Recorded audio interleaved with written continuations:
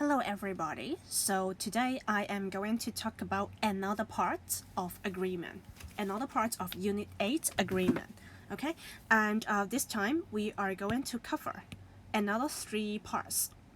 The first one is, so sometimes we can use either a singular or a plural verb. So let's look at the different cases.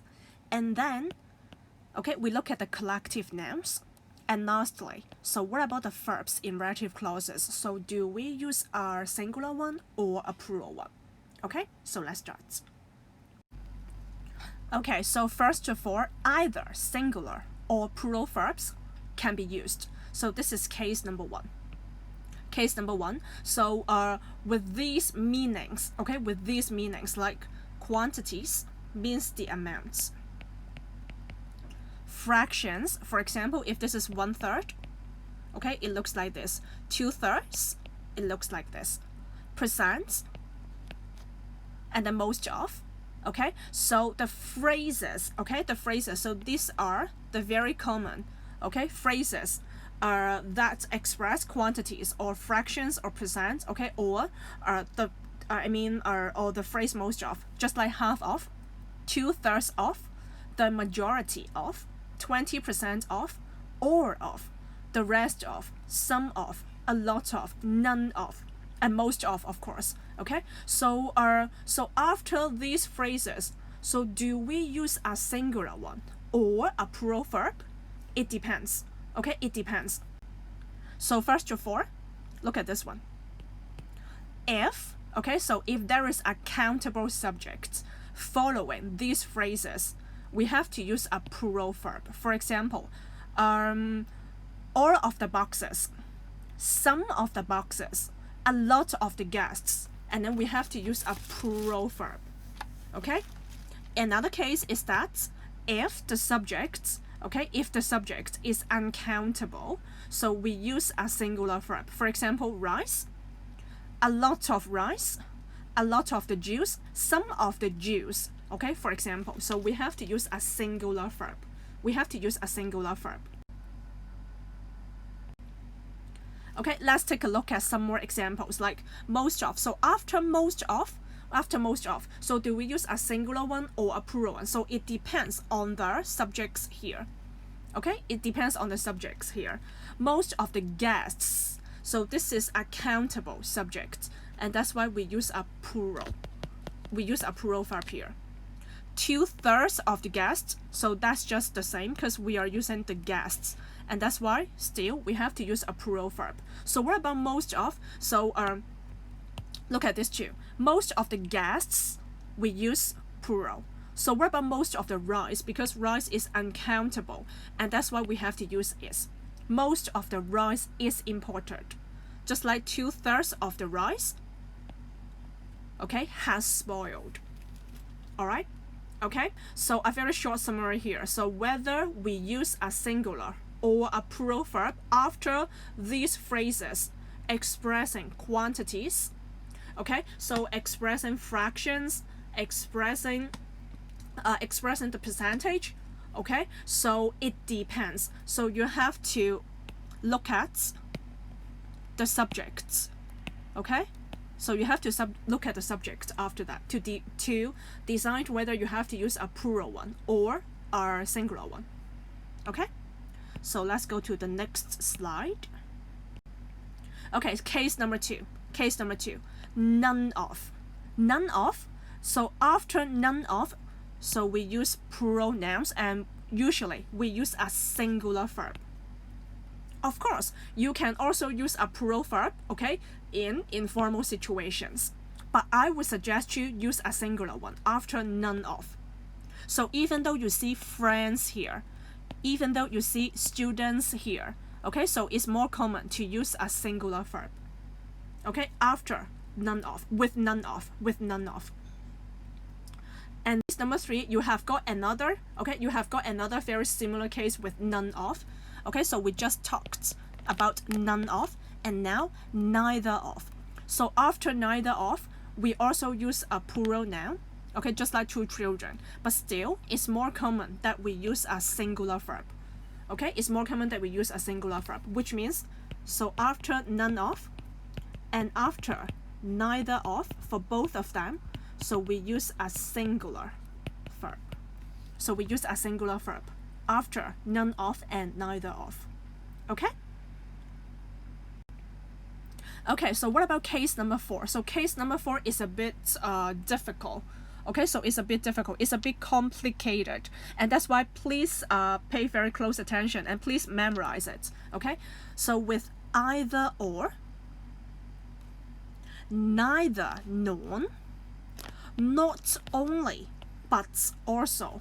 Okay, when the two subjects are joined by these phrases, that means either A or B, neither A nor B, not only A but also B, the verb agrees in number with the second subject. Okay, the second subject. Pay attention. That means next time whenever you see either A or B, it agrees with B. Either James or Peter. Okay, either James or Peter. So for this example, it's rather easy because both James and Peter, we are talking about one person only. And that's why. Okay. However, let's look at the second example here. Neither the driver nor the passengers. Okay, when you see neither nor, I say we have to agree with the second subject, which means we have to agree with the passengers. And that's why we have to use a plural verb. Okay, remember, either A or B, neither A nor B, not only A but also B. We have to agree with the second subject.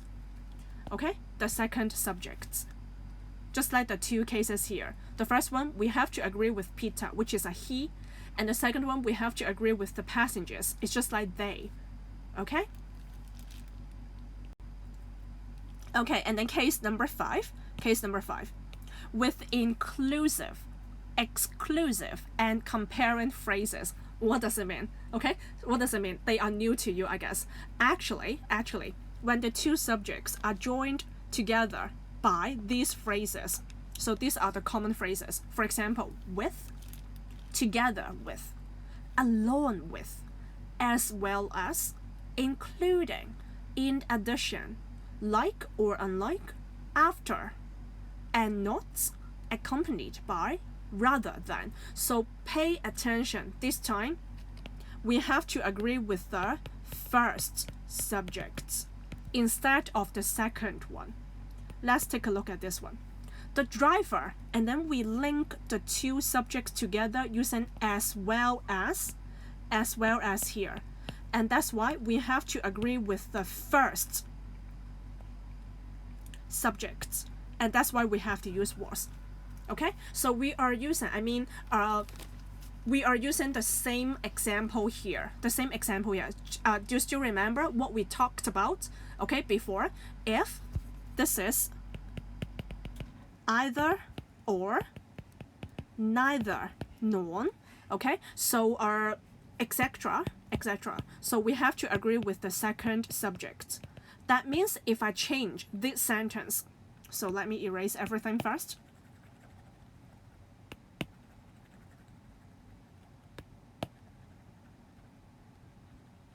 Okay, so let me erase everything first. So if we change this sentence, okay, so using another phrase, and then we have to change, the subject, okay? So this one, because we are linking the two subjects together using as well as. So what if I change this sentence into something like this? Sorry.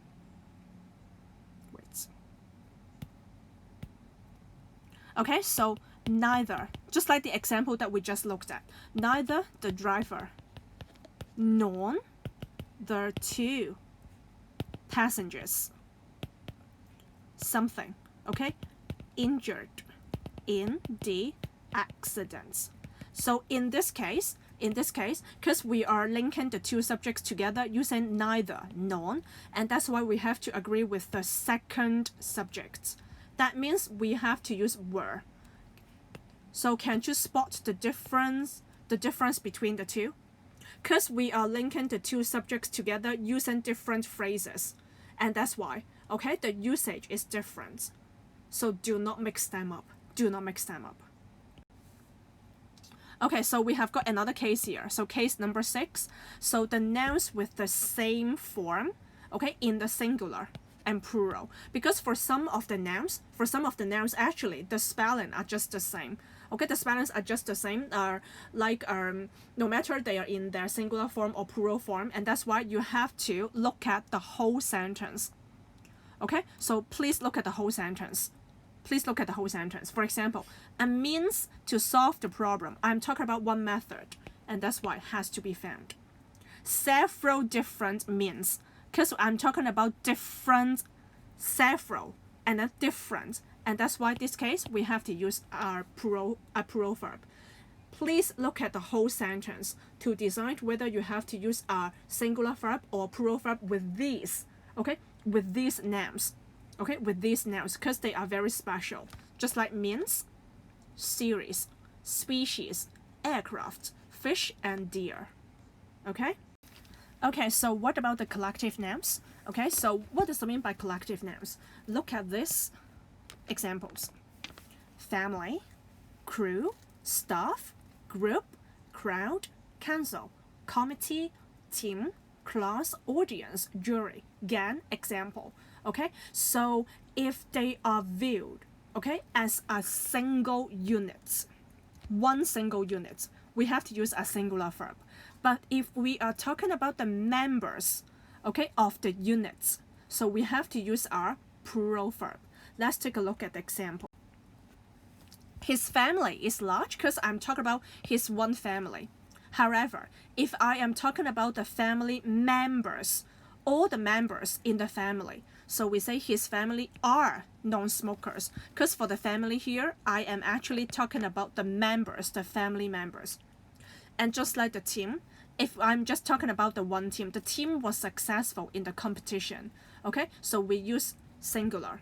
However, if I'm talking about the members, okay, the members are trying to find their best roles, you have got another hint here because you can see there, and then you have got roles here, and that's why actually in this case we are talking about the members of the team.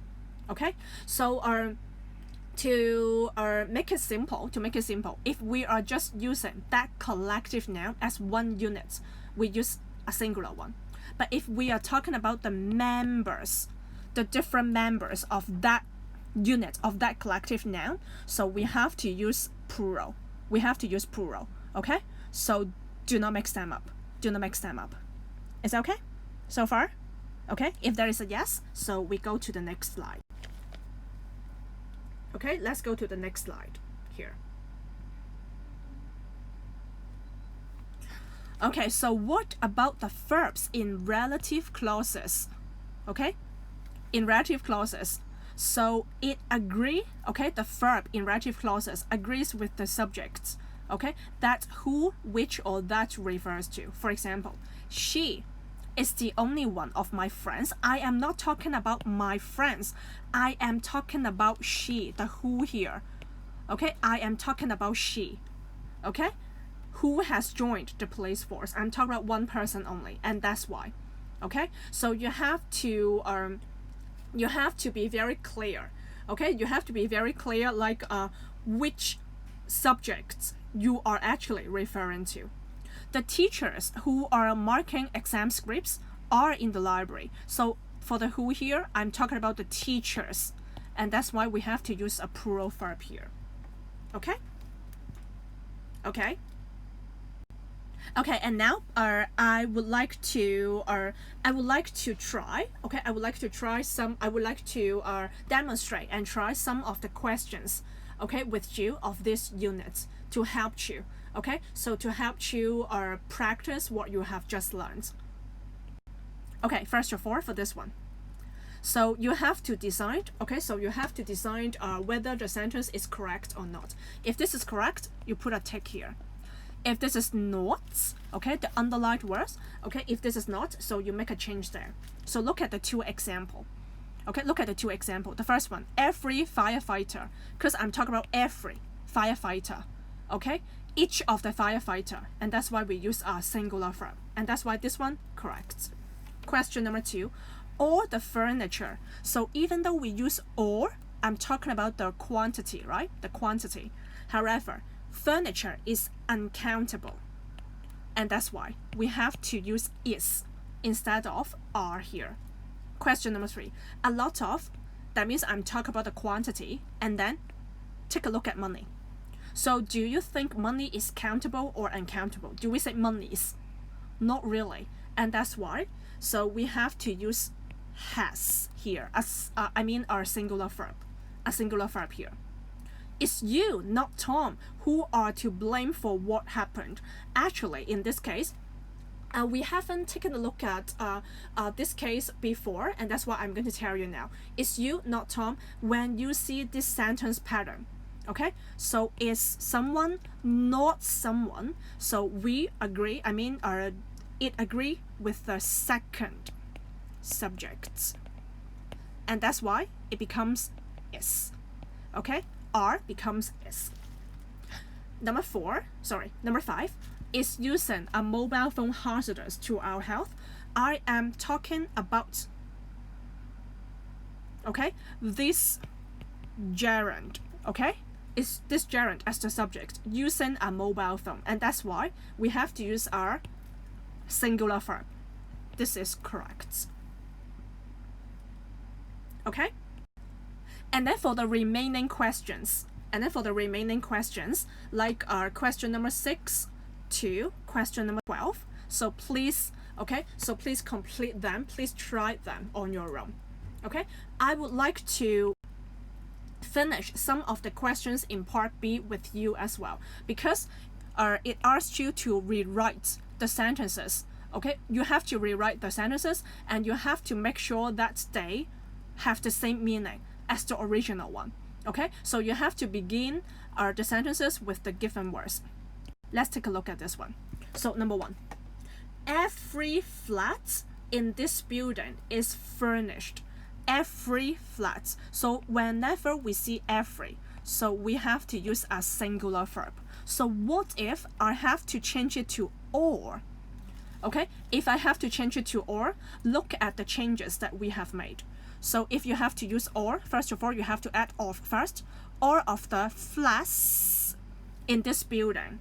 Okay, so this one is, we are talking about the quantity. Okay, and then we have to look at the subject here. So this is countable, and that's why we have to change it to are furnished.